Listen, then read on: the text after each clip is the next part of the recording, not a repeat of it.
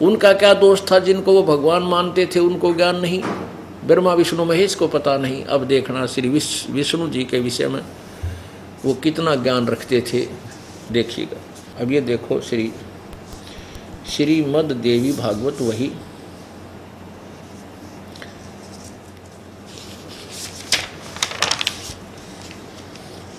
मुद्रक प्रकाशक एवं मुद्रक गीता प्रेस गोरखपुर, गोविंद भवन कार्यालय कोलकाता का संस्थान।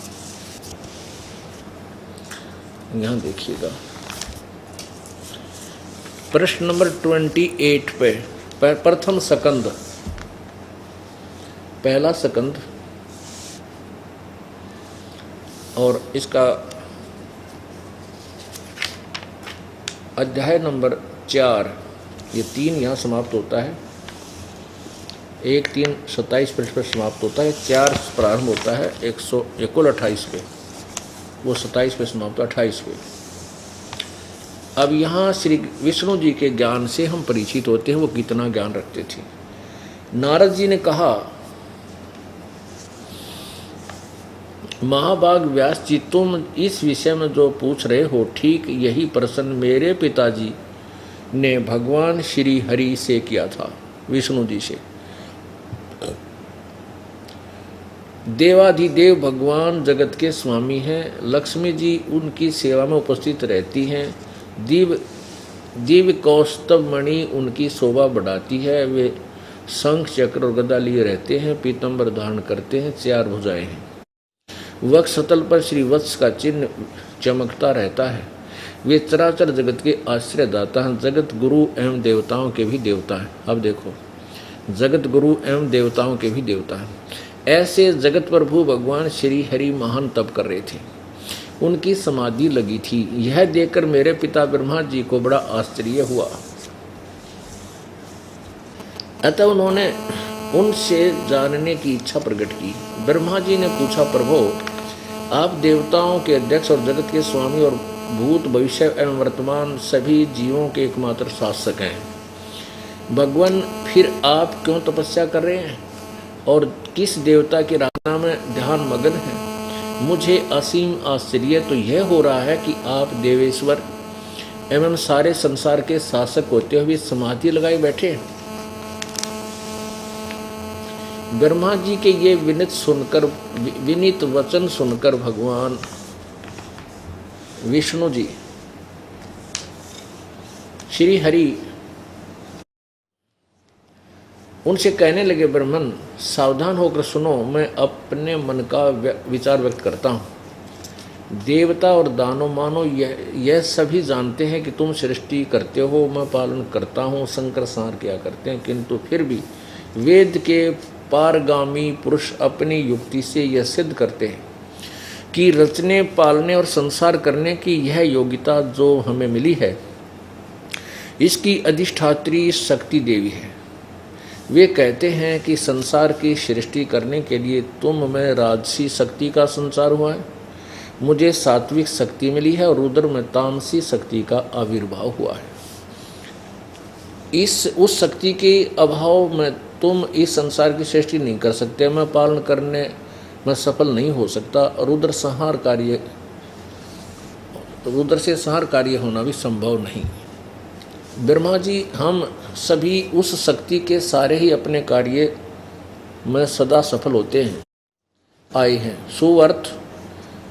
सुवर्त प्रत्यक्ष और परोक्ष दोनों ही उदाहरण मैं तुम्हारे सामने रखता हूँ।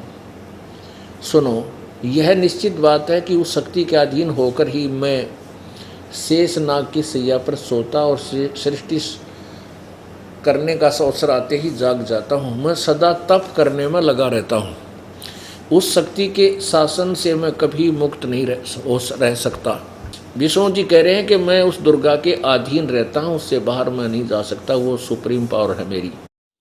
शक्ति के शासन से सदा कभी मुक्त नहीं रह सकता। कभी अवसर मिला तो लक्ष्मी के साथ सुखपूर्वक समय बिताने का सौभाग्य प्राप्त होता है। मैं कभी तो दानों के साथ युद्ध करता रहता हूँ, राक्षसों के साथ। अखिल जगत को भय पहुँचाने वाले दैत्यों के विकराल शरीरों को शांत करना मेरा परम कर्तव्य हो जाता है। ये 29 पृष्ठ पर हम पढ़ रहे हैं। मुझे सब प्रकार से शक्ति के अधीन होकर रहना पड़ता है दुर्गा के। उन्हीं भगवती शक्ति का मैं निरंतर ध्यान किया करता हूँ, मैं तो उसकी पूजा करता हूँ। ब्रह्मा जी, मेरी जानकारी में इन भगवती शक्ति से बढ़कर दूसरे कोई देवता नहीं है। अब विष्णु जी तो स्पष्ट कर रहे हैं, मेरी बूझ में, मेरे ज्ञान में तो इस दुर्गा से ऊपर कोई भगवान नहीं है, मैं इसी की पूजा करता हूँ, इसी का ध्यान लगाता हूँ। अब दुर्गा जी कहती है वो परमात्मा तो कोई और है, उसकी भक्ति करनी चाहिए। इससे सिद्ध हुआ श्री विष्णु जी को कोई ज्ञान नहीं था, आध्यात्मिक ज्ञान नहीं था। लोक वेद शास्त्र साधना तप आदि किया करते थे। आगे देखिएगा, ये प्रमाण आपको दिखाते हैं इसी दुर्गा पुराण के 562 पृष्ठ पे, 7वां स्कंद प्रश्न नंबर 562। देवी के द्वारा हिमालय को ज्ञान और उपदेश और ब्रह्म स्वरूप का वर्णन, यानी कोई ब्रह्म के विषय में बताना। अच्छा देखो, अब देवी जी पहले तो अपने तुक्के लगाती है। श्री देवी जी कहने लगी, पर्वतराज इस प्रकार योग युक्त होकर मुझ ब्रह्म स्वरूपा देवी का ध्यान करे। यह ध्यान आसन पर भली भांति बैठकर तुकी भक्ति के साथ करना चाहिए। अच्छा, उस ब्रह्म का क्या स्वरूप है? अपने से अन्य किसी और के बारे में बता रही है। उस ब्रह्म का क्या स्वरूप है यह बतलाया जाता है, जो प्रकाश स्वरूप सबके अत्यंत समीप में स्थित, हृदय रूप गुहा में स्थित होने के कारण गुहाचर नाम से प्रसिद्ध और महान पद अर्थात परम प्राप्य है। वह समस्त प्रजा के ज्ञान से परे है, यानी सब जो ज्ञान तुम्हें प्राप्त है उससे अलग है, अर्थात किसी की बुद्धि माने वाला नहीं है। वह यह तुम जानो, जो परम प्रकाश रूप है, जो सूक्ष्म से अति सूक्ष्म है, जिसमें संपूर्ण लोक और इन लोकों में निवास करने वाले प्राणी स्थित हैं, वही यह अक्षर ब्रह्म है। वह सबके प्राण है, वही सबके प्राण है, वही सबकी वाणी है और वही सबके मन। वह यह परम रहस्य सत्य, अमृत और अविनाशी तत्व है। सौम्य, उस वेदने योग्य लक्ष्य का तुम वेदन करो, अर्थात उस प्राप्त करने योग्य उस परमात्मा को ही तुम टारगेट बनाकर उसी की भक्ति करो। मन लगाकर उसमें तन्मय हो जाओ।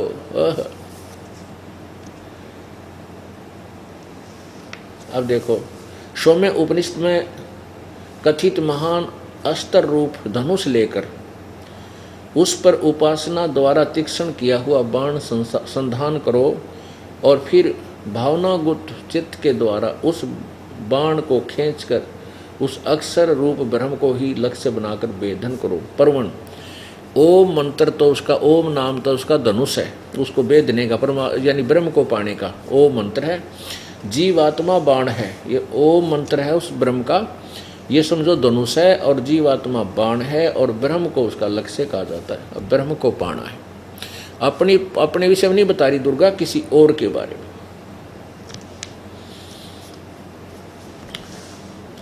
उस एकमात्र परमात्मा को ही जाने, दूसरी सब बातें छोड़ दो।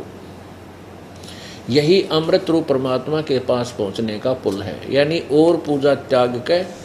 अच्छा आगे देखो, वह यही 563 पर, वह यह सबका आत्मा ब्रह्म लोक रूप दिव्य आकाश में स्थित है, यानी ब्रह्म लोक में रहता है।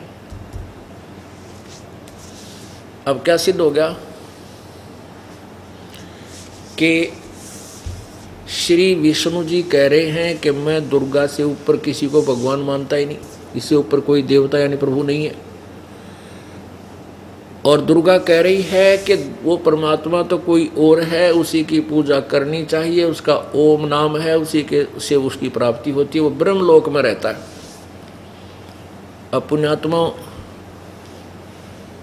जो पुराण हैं ये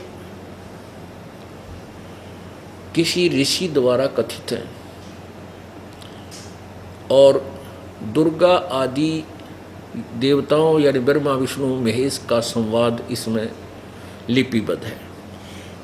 अब ये और जो वेद और गीता जो है ये ब्रह्म ज्योति निरंजन अर्थात काल के द्वारा दिया गया ज्ञान है।